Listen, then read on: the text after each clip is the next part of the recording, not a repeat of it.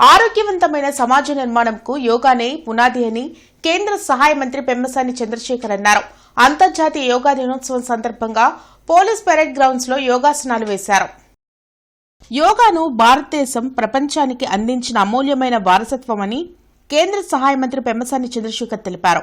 అంతర్జాతీయ యోగా దినోత్సవం సందర్భంగా పోలీస్ పెరేడ్ గ్రౌండ్స్ లో నిర్వహించిన కార్యక్రమంలో collector Saikanth Varma, lid cap chairman పిల్లి మాణిక్యారావు, ఎస్పీ వకుల్ జిందాల్, జేసీ అస్తు శ్రీవాస్తవ, కమిషనర్ మయూర్ అశోక్ తదితరులతో కలిసి పాల్గొని యోగాసనాలు వేశారు.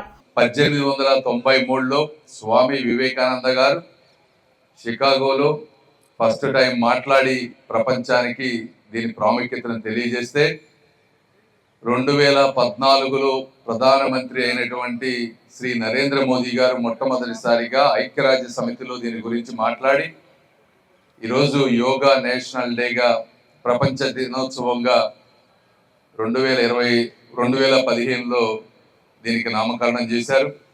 అయితే దీనికంటే ముందే ఈరోజు మీరు చూస్తా ఉంటే ప్రధానమంత్రి మోదీ గారు కానీ, గౌరవ ముఖ్యమంత్రి శ్రీ నారా చంద్రబాబు నాయుడు గారు కానీ 75 సంవత్సరాల్లో కూడా ఇక్కడ ఉన్న అనేక మందుల వ్యక్తుల కంటే ఎక్కువగా కష్టపడుతూ ఉన్నారంటే దానికి ప్రధాన కారణం కూడా వాళ్ళు పొద్దున్నే చేసేటువంటి యోగా.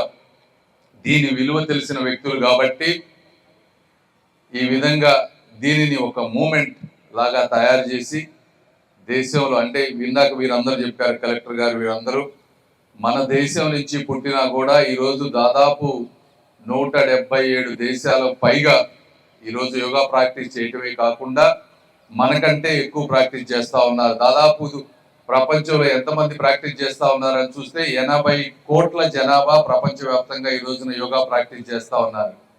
జపాన్లో అయితే 90 సంవత్సరాలు దాటిన వాళ్ళు అనేక మంది ఈరోజు యోగా ప్రాక్టీస్ చేస్తూ ఉన్నారు.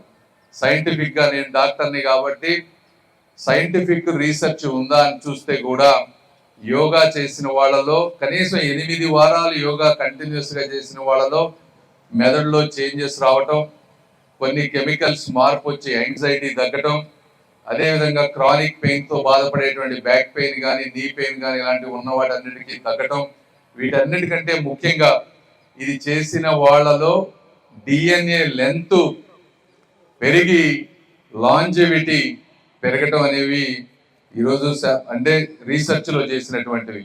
ఆఖరికి అంతరిక్షంలో నాసాలో ఉన్నవాళ్ళు కూడా వెయిట్లెస్నెస్ని తగ్గించుకోవడం కోసం యోగా ద్వారా చేసేటువంటి పరిస్థితి. కాబట్టి ఇంత మంచి యోగాని ఈరోజు పిల్లలందరూ స్క్రీన్ టైం వీటి నుంచి కాకుండా కొంత సమయం ఒక 10-15 మినిట్స్ అన్నా ఇది చేస్తే మనం కూడా అందరం ఆరోగ్యంగా ఉంటాం.